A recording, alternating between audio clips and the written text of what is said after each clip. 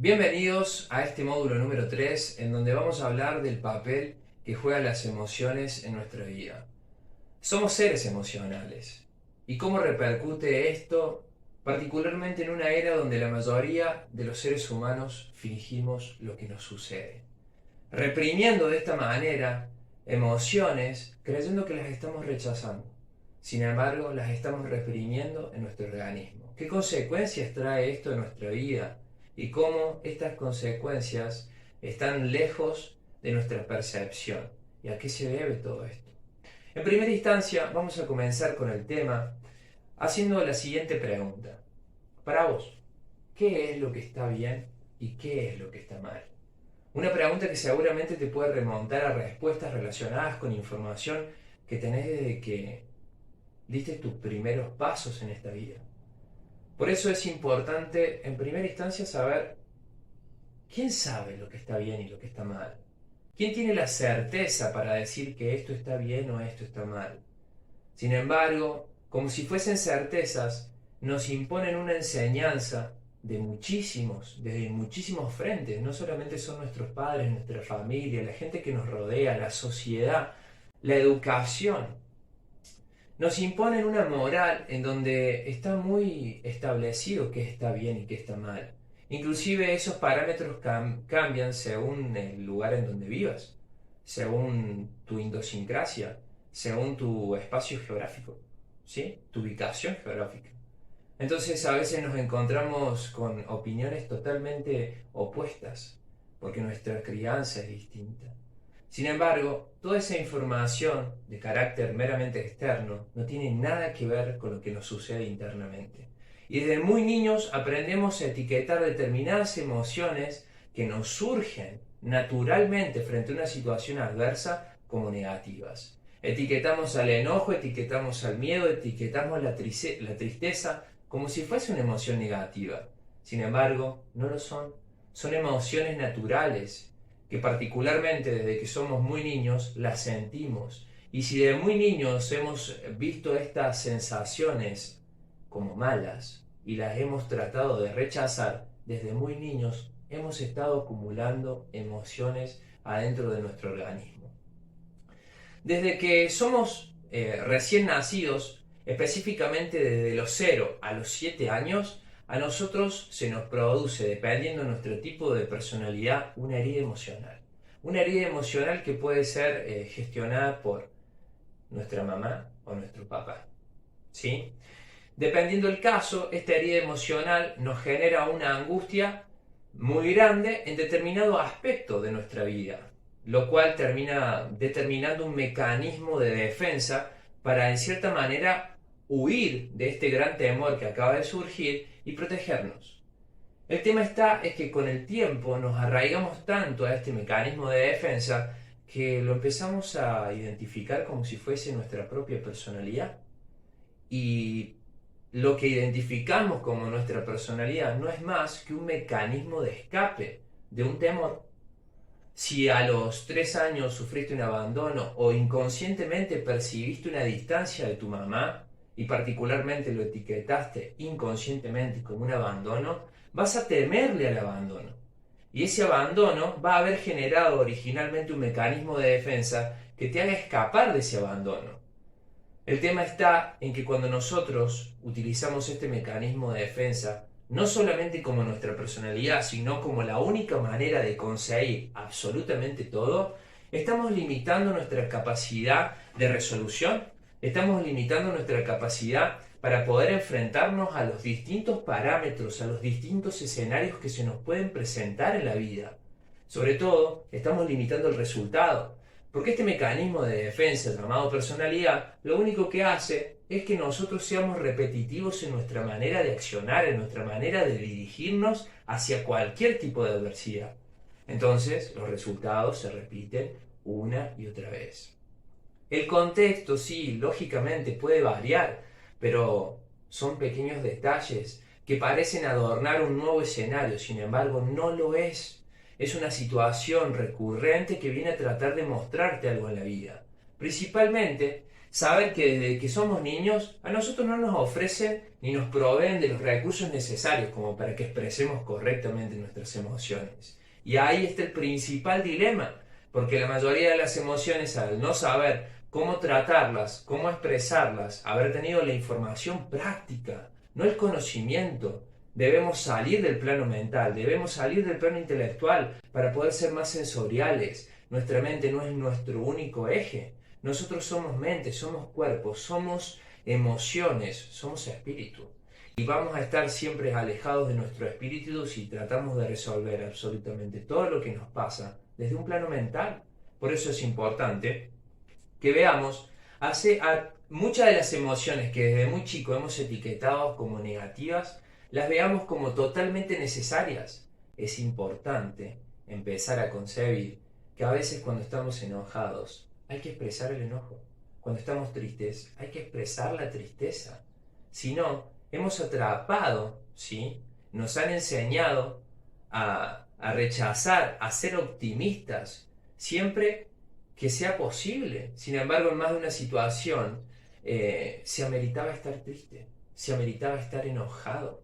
Y por huir de determinadas emociones y determinadas circunstancias, lo único que hicimos todo este tiempo, desde que dimos nuestros primeros pasos en este mundo, es atrapar emociones en nuestro ser, en nuestro organismo. Y como hablé en un módulo anterior, absolutamente todo lo que nos rodea y todo lo que nos integra tiene energía y emite una vibración.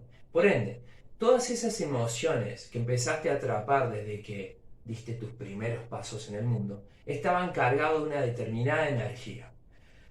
Atrapaste una vez, atrapaste dos veces, atrapaste en varias situaciones, sobre todo porque lo único que está haciendo tu cuerpo es tratar de llevarte a situaciones donde puedas volver a sentir esa emoción y te permita la liberación. Sin embargo, no, la negación cada vez es más grande. Por ende, a medida que va aumentando, progresivamente también va aumentando el sufrimiento que sentimos en esas situaciones.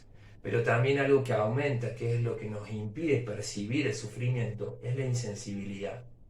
Por eso es en este momento empezar a tener en claro que si cada emoción representa una carga de energía y esas emociones las hemos estado atrapando desde que somos niños, se ha producido adentro nuestro una pelota energética. Y esa pelota energética nos trae muchas consecuencias que son resultados también. La interferencia energética genera un desequilibrio mental porque empezamos a tener pensamientos recurrentes que son señales de alarma que lo único que están tratando de hacer es advertirnos de la interferencia energética, de la interferencia emocional que tenemos adentro.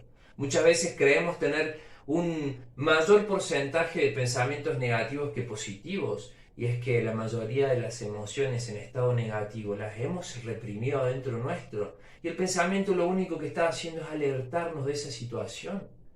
También es importante saber que emocionalmente vamos a estar predispuestos siempre a repetir los mismos hechos, porque las emociones no transmutadas del pasado lo único que están haciendo es que inconscientemente compares tu situación actual con lo que te ha pasado anteriormente. Entonces, yo me presento en una situación totalmente distinta, pero sin embargo tengo un prejuicio, porque yo estoy predisponiéndome a compararla constantemente con todas las cosas que me han pasado anteriormente. Trato de deducir qué es lo que debo hacer. Sin embargo, lo único que debo hacer es sentir, salir de mi plano intelectual y permitirme corporal y emocionalmente percibir lo que la realidad me está demandando, lo que la realidad me está mandando como mensaje. Estas interferencias emocionales no solamente van a generar justamente esta predisposición emocional, sino que, como repetí anteriormente, generan escenarios similares. Atraemos situaciones, personas que se asemejan a las que han estado anteriormente. Es que no hemos permitido evolucionar, pasar al siguiente nivel. La interferencia energética también genera distorsiones muy grandes. Esas distorsiones nos hacen ver constantemente lo que queremos ver. No nos permiten ver el total de lo que está sucediendo. Y eso es lo que hace que atraigamos constantemente las mismas situaciones. El desequilibrio también repercute a nivel físico, porque físicamente empezamos a sentir ciertas dolencias. Las dolencias no son más que señales de nuestro cuerpo para advertirnos también que hay una interferencia energética, porque cada emoción atrapada repercute cambiando la energía de determinado órgano.